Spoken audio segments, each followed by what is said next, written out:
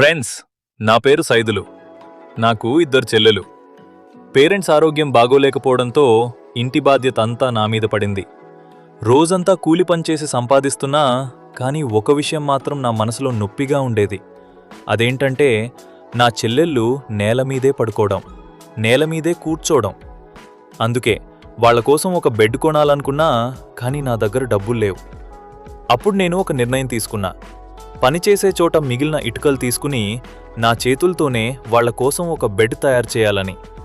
Final ఆ bed ఎలా ఉందో చూసే ముందు ఇండియన్ ఆర్మీ అంటే ఇష్టమున్న వాళ్ళంతా లైక్ కొట్టి ఛానల్స్ సబ్స్క్రైబ్ చేయండి. ప్రతి ఇటుక పెట్టేటప్పుడు నా ప్రేమను కూడా అందులో పెట్టా.